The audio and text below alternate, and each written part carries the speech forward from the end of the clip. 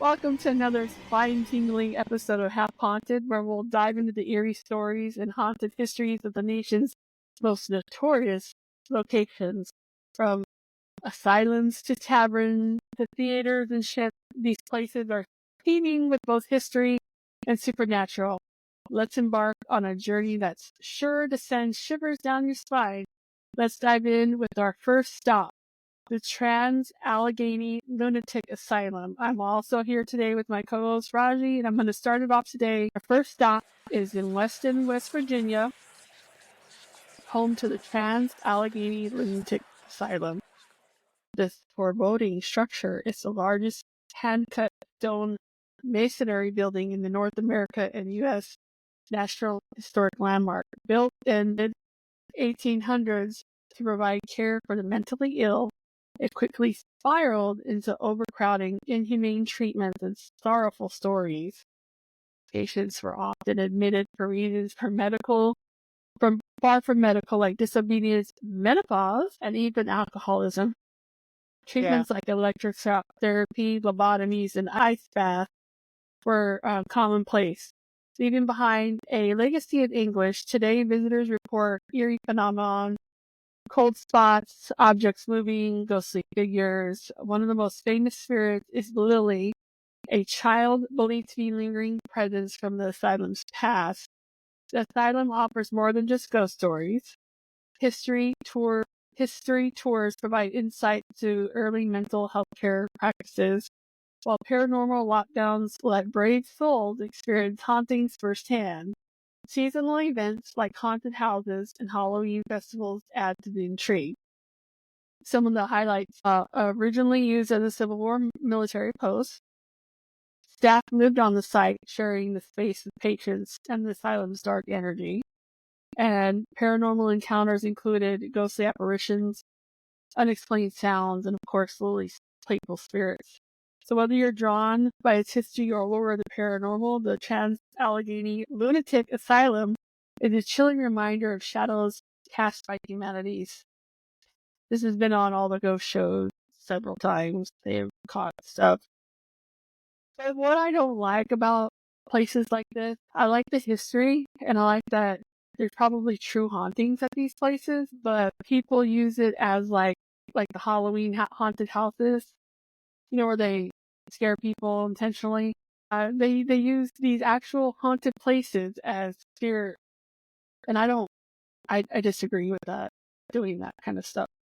It's one thing to go and do a paranormal investigation, but it's one thing to do that there. You know what I mean? If that makes sense. That's just my opinion. Never even heard of such a thing. No. They do that at Waverly Hills. I heard they do that there. But those places are actually haunted. I mean, Yeah. No. So the next one is we'll travel to Savannah, Georgia, to the Moon River Brewing Company, where craft beer meets ghostly tales. Originally built as a city hotel in 1821, this historic building has seen it all. It served from a bank, a post office, even as a makeshift hospital during the yellow fever epidemic. Its chilling past includes duels, mysterious death, a restless spirit that still haunts the halls. Visitors and staff frequently report flying objects, disembodied voices, ghostly presence. One of the most famous spirits is James Jones Stark, a duelist shot dead in 1832. His ghostly figure has been seen roaming the premises. There's also a woman in white, a little girl who plays upstairs, and the echoes of a dragging chains in the basement. Renovations often stir up paranormal activity, with tools moved and thrown and furniture mysteriously rearranged. But if you're feeling brave, you can enjoy a beer and food in one of the most famous haunted places. Yeah, I don't know that I would be trying to have a beer and ghost at the same time. I'm not sure. Some of the highlights of this Moon River Brewing Company, it's formerly hosted figures like Marquise de Lafayette and naturalist James Audubon, Ghostly encounters include Stark, the woman in white, and ghostly children. And paranormal activity intensifies during renovations with tools and furniture moving. Well, that's with every renovation, though, if you have stuff like that. That's also been on different various ghost investigations and paranormal places. So if you're ever in Savannah, Georgia, that might be a place to go check out is the Moon River Brewing Company. Take it away to our next location, Mr. We're Raji. going east. Yes, we are going East Coast. Are you ready? I'm ready. We are now arriving in Philadelphia, Pennsylvania, at the Eastern State Penitentiary, the world's first true penitentiary, opened in 1829. Its radical Pennsylvania system enforced silence and solitude to encourage repentance. But what began as an innovative experiment quickly turned into a living nightmare, with so many prisoners suffering mental deterioration.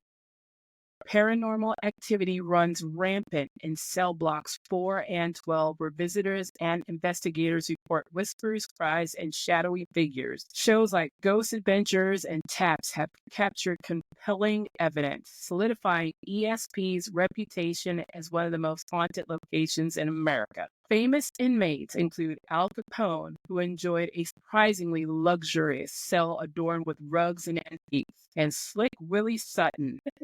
That's right. What a name. One. Willie Sutton. I'm related to him. My grandmother's maiden name. Really? Yes. That is awesome. I didn't know. Yes, I'm related. You were really related to him? That's awesome. I am related to him. That is cool. Yes, who masterminded a daring escape through a 97-foot tunnel. Today, the penitentiary is a museum offering historical tours and the renowned Halloween attraction, Terror Behind the Walls.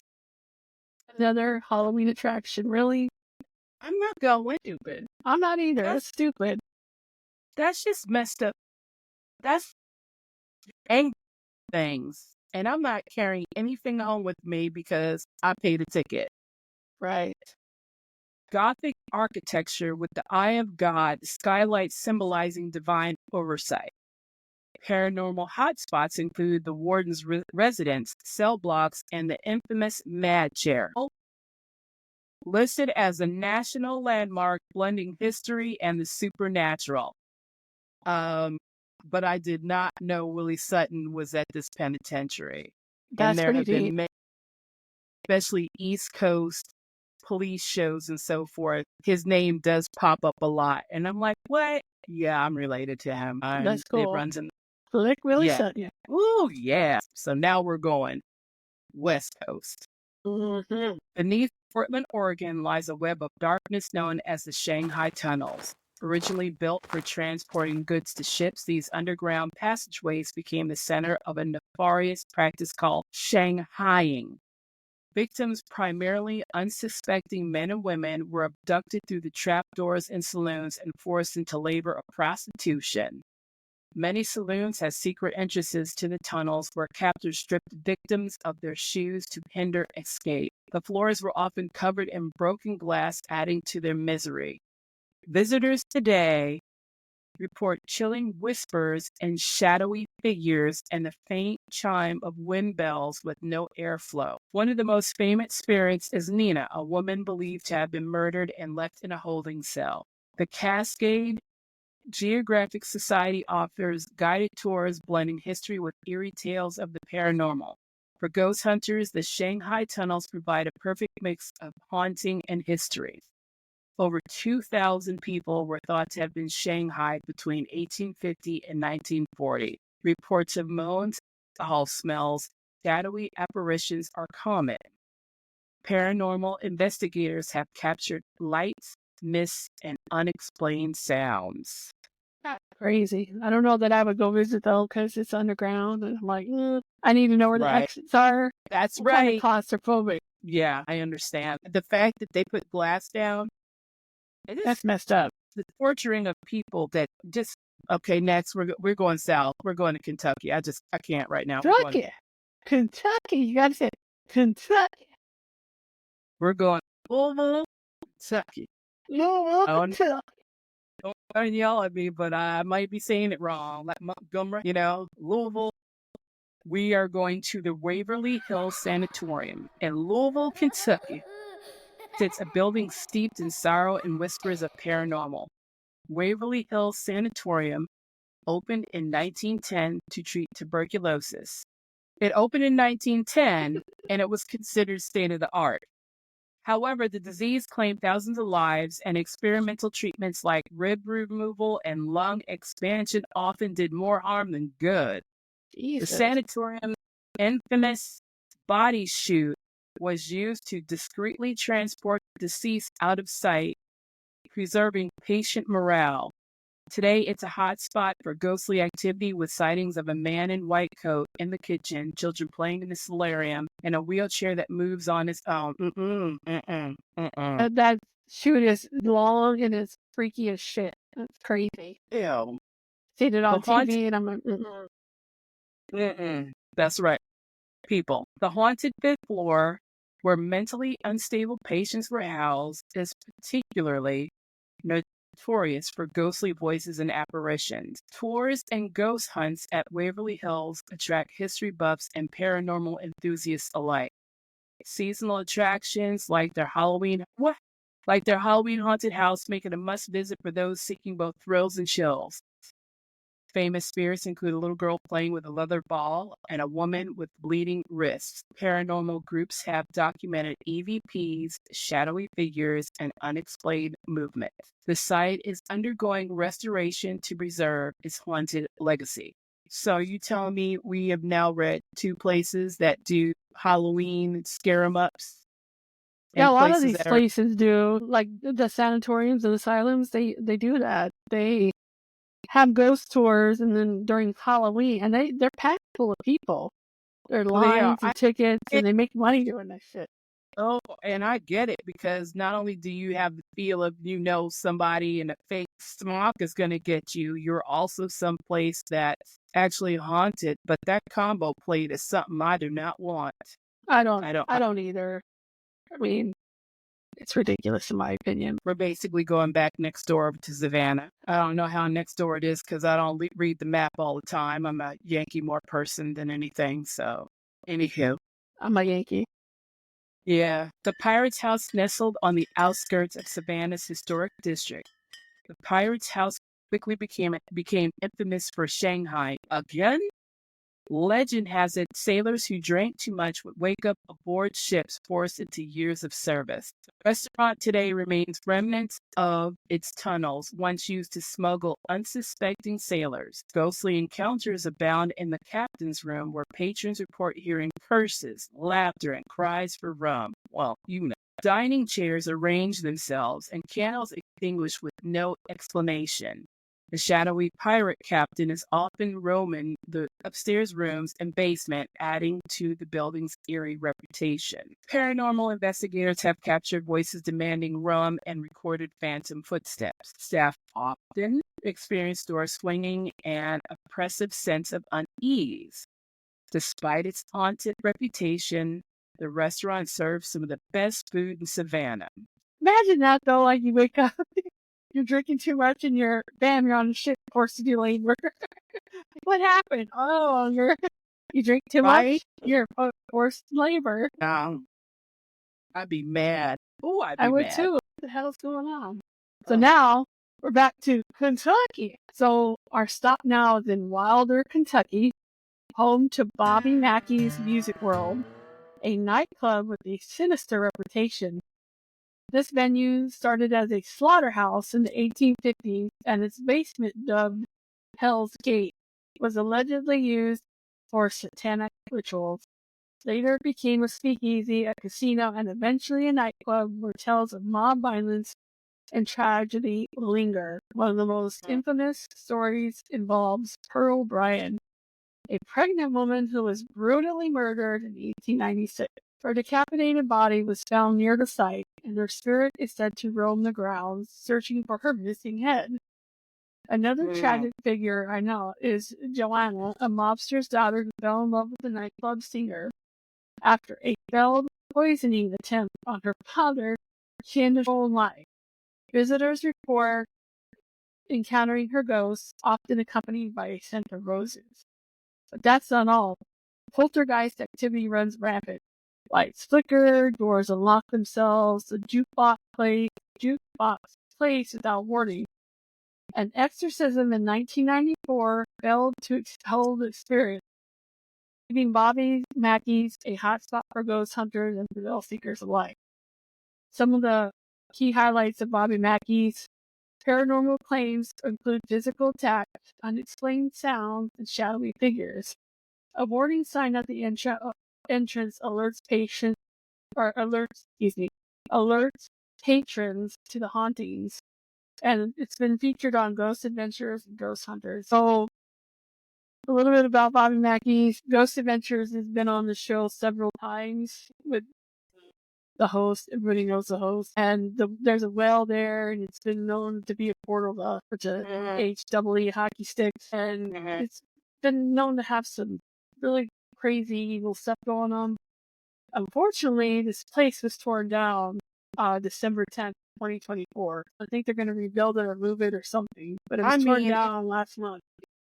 In 1 full month, we're flip-flopping. We're going back to Savannah, Georgia. We're going over to the Colonial Park Cemetery. Ooh, cemetery right up my alley.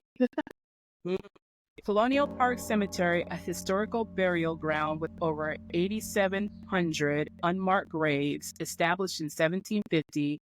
This cemetery has witnessed yellow fever epidemics, violent duels, and Civil War desecrations. Union soldiers vandalized graves and even used crypts as shelter during the occupation in 1864.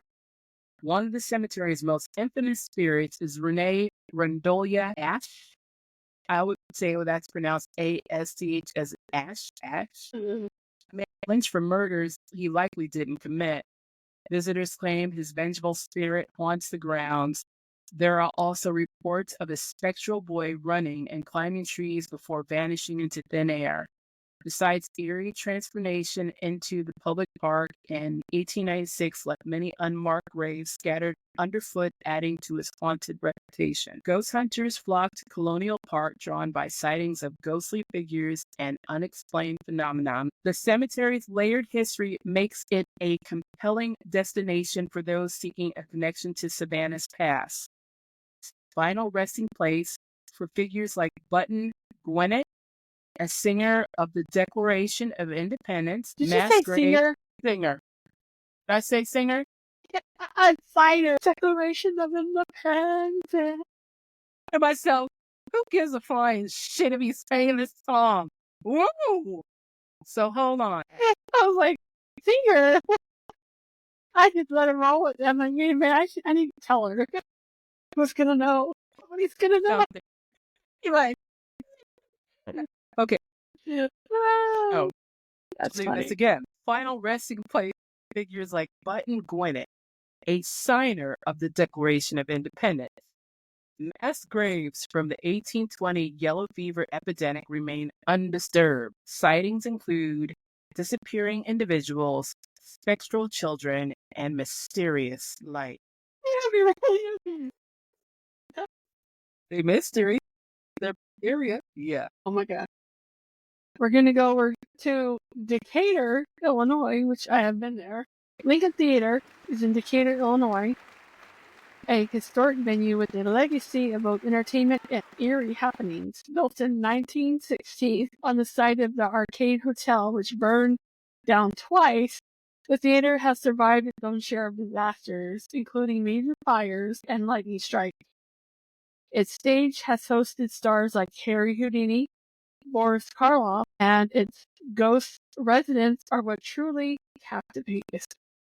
The most famous ghost is Red, a stagehand with fiery red hair who met a gruesome end, either from a fall or during service in World War I. That's a far fetch. Like, is it from a fall or from the war? Like, how do you... That's a... Yeah. Take two.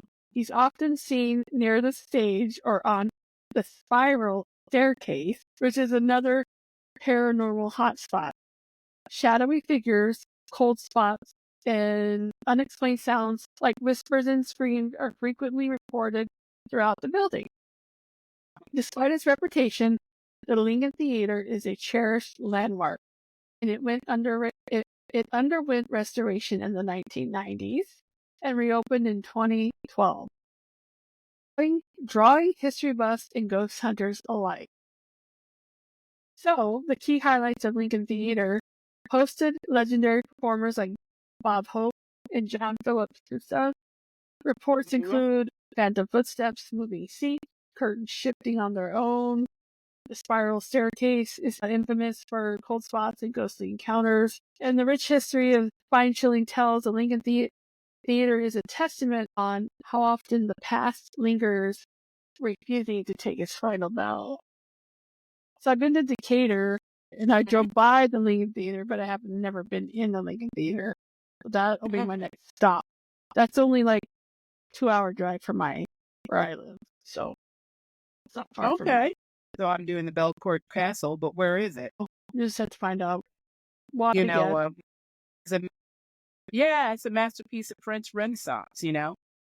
Mhm. So this architecture was built in 1894 by Oliver Belmont. This Newport Castle dazzles with its 50,000 square foot expanse, featuring a grand staircase, a Versailles-inspired dining room, and a chandelier adorned with 13,000 prisms. But beneath the opulence lies a darker tale. The ballroom, the castle's crown jewel, is also the most haunted. Guests and staff report moving furniture, shadows, cold spots, and even blood-curdling screams. It's in Newport, Rhode Island. I will have to look this place up. Yeah, it's all good. What we got there? Some blame cursed objects like the salt chairs that make sitters feel unwelcome, or a suit of armor said to emit cries of anguish. Paranormal experts suggest these hauntings aren't tied to past residents, but to spirits attached to these artifacts, collected from around the world by the Tinney family. Even animals sense something strange. Stories abound of a Tinney family dog refusing to enter the ballroom. For paranormal enthusiasts, Belcourt Castle offers ghost tours where its history and hauntings come vividly to life. The ballroom is infamous for moving furniture, shadows, and eerie sensations. Haunted artifacts include a statue of a monk, cursed salt chairs, and a suit of armor tied to a violent death. Originally built for $3 million in 1894, equivalent to over $74 million today, Belcourt Castle is not just a monument to wealth, but a testament of the to the mysteries objects can carry. If you're drawn to grandeur tinged with the supernatural, this castle awaits. All the way in Rhode Island. What do they mean, salt chairs? Like chairs made of salt? I guess. I've never. Now I know going into salt mines. Yeah, I mean salt mines and the little lamps and stuff are supposed to be good for you, but yeah, not these chairs. We are going to Massachusetts now. We're going to the Stone's Public House in Ashland. Stone's Public House is a historic tavern built in 1834 by John Stone, initially a hotel for weary railroad travelers. The property carries a storied history intertwined with tragic events and ghostly phenomena. One chilling tale involves the alleged murder of a card-playing guest by Stone himself. Visitors and staff claim his spirit, along with others, lingers in the tavern. Disembodied voices, objects moving on their own, and eerie sensations are common. The floor is particularly active, where guests have seen the ghostly image of a young girl, possibly tied to the tragic death of a niece who once lived there. The basement reveals even more secrets. It once served as a hidden room for the Underground Railroad. Paranormal investigators have confirmed spirit activity, and visitors report feeling unseen presences in cold spots. Hidden basement room served up as basement room as it stopped on the Underground Railroad. Reports of a ghostly little girl on a second floor window. Paranormal events include moving glasses, voices, and water turning on by itself. Whether you visit for a meal or a ghost hunt, Stone's Public House offers a glimpse into the haunted past that refuses to fade away. It's every time. Fade away. Stone, Arizona. I've been there. Have you been there? I haven't been there in over 30 years, but yeah. Wait, no, 40. I went there in 2015. We're heading to Tombstone, Arizona. It was founded in 1877. Tombstone became famous for its silver mines, lawlessness, and legendary gunfights. Today, it's equally known for its hauntings. The Birdcage Theater is a prime spot, earning its nickname as the wildest, wickedest night spot of its era, with over 140 bullet holes and 26 documented murders within its walls. It's no surprise that visitors report ghostly encounters. Shadowy figures and ghost prostitutes are said to haunt the theater, pulling at patrons and whispering in their ears. Nearby Boot Hill Graveyard is the final resting place for many of Tombstone's violent dead. Eerie lights and ghostly apparitions have been spotted among its weathered tombstones. There is Big Nose Kate Saloon, formerly the Grand Hotel. Here the ghost of Swamper, a prospector murdered for his silver stash, is said to still roam the basement. The Birdcage Theater hosted a poker game lasting over 8 years and saw 26 murders. Boot Hill Graveyard is known for epitaphs like "Hanged by Mike" and reported ghost sightings. And Big Nose Kate Saloon haunted by the Swamper and a prospector who tunneled nearby mines.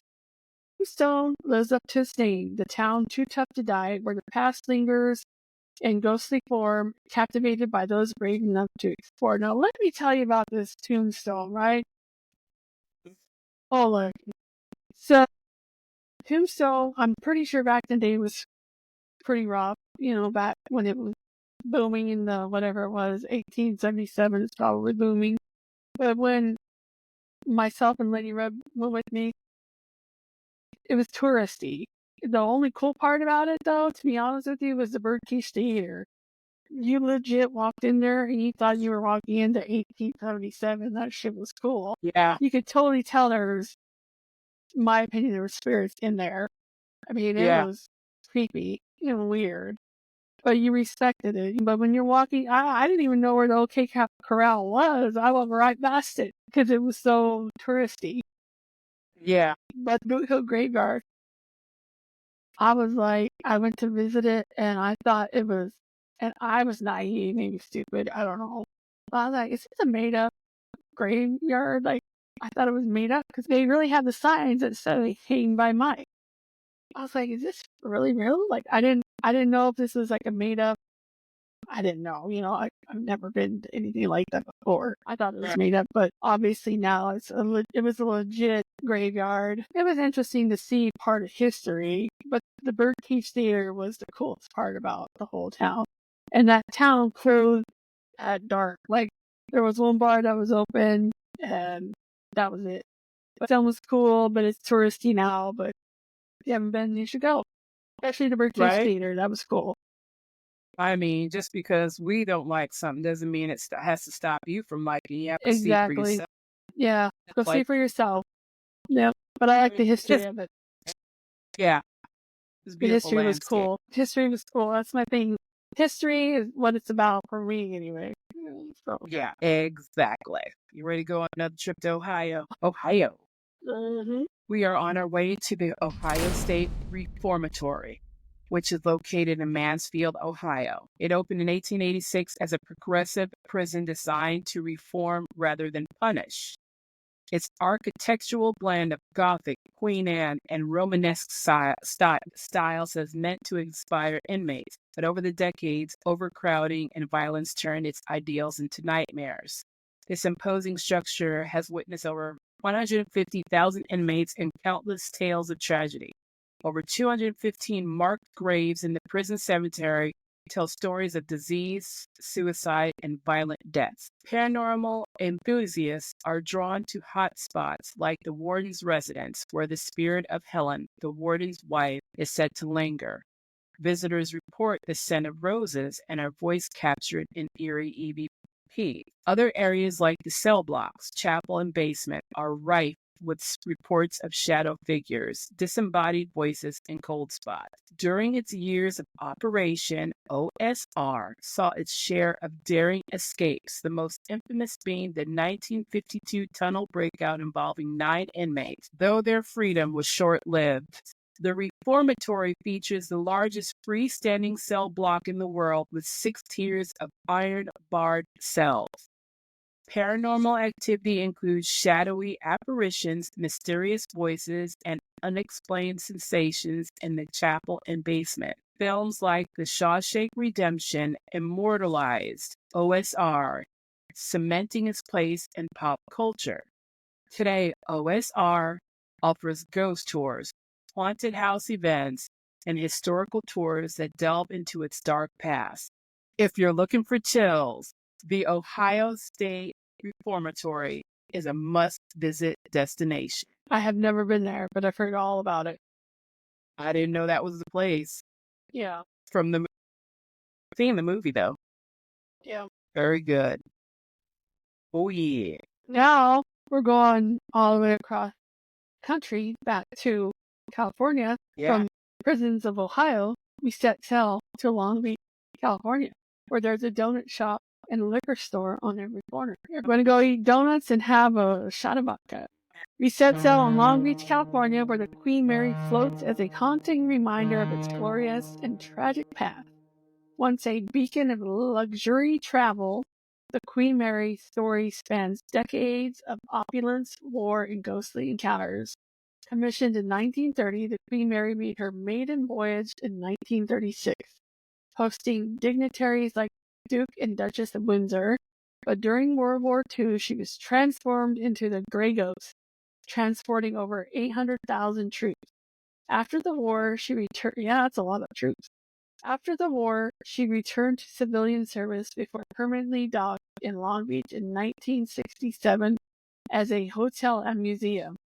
The ship's tragic history includes 49 documented deaths, and visitors often report ghostly encounters. One of the most infamous sites is door, you guessed it, 13, the engine room, where 2 men were crushed to death. The guests have seen the ghost of an 18-year-old sailor clad in blue overalls lingering near the shaft alley. Other hotspots include the ship's swimming pool, though long empty. They're teeming with ghostly activity. Guests have reported seeing a woman in vintage bathing suits and hearing the laughter of Jackie, a child who tragically drowned in the first-class staterooms. The ghostly figure of a man in a 1930 suit has been seen, while the Queen's Salon hosts a ghost dance of a woman in a white ball gown. The Queen Mary is said to house over 600 active ghosts, according to psychic Peter James. Notable hauntings include Door 13, swimming pools, and Sir Winston Churchill's suite, where cigar smoke and phantom noises are common. Visitors can choose from historical tours, ghost tours, or overnight stays in staterooms. The Queen Mary stands as a testament to maritime history and mysteries of the afterlife. Whether you're intrigued by its luxurious past or chilling hauntings, this legendary ship promises unforgettable experience. So I'm going to take you through a timeline just to give you a timeline of the ship, because I just found this interesting. So the ship's construction took place from 1930 to 1936. The maiden voyage is in 1936. Ship used by military from 1939 to 1946. The Queen Mary reverts to being a cruise ship in 1947. The Queen Mary was put up for sale in 1967. The Queen Mary is sold to the city of Long Beach, $0.45 million in summer of 1967. Last transatlantic voyage was September of 1967. Queen Mary arrives in Long Beach on December 9th, 1967. Ship is taken off the British registry and officially turned over to the city of Long Beach, December 11, 1967. The ship opened as a hotel and attraction November 2nd, 1972.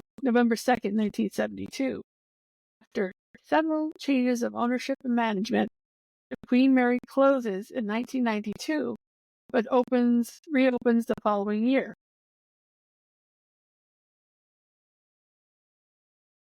The last captain of the vessel, Captain John T. Jones, dies at age 87. I've been there, So have I.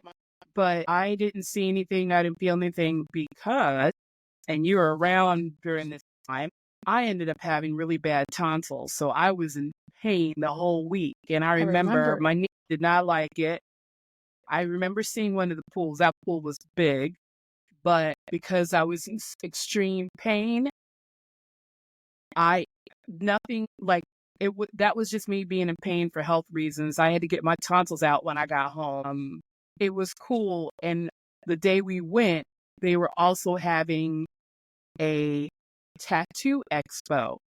So here I am suffering and trying to admire all this and seeing some of the most coolest body tattoos I've ever seen. I'm tattooless. I just got scars, surgery, incisions, war wounds, whatever like that. But even though I was in a weakened state, I felt nothing, certain energies or anything, because your body's broken down. You're going to feel things at times. But it was cool to see.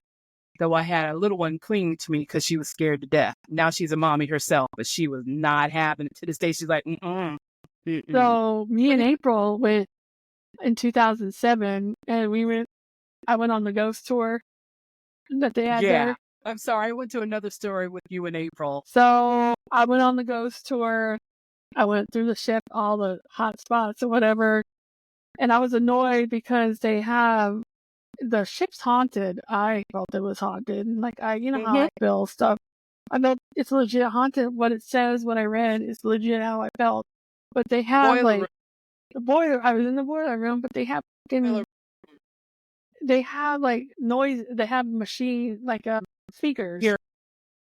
Speakers and shit, and it was all going off and shit. I'm like, I was disappointed in that. I'm like, come on, man. You have this historical ship and you have true hauntings, but you know what's the craziest shit?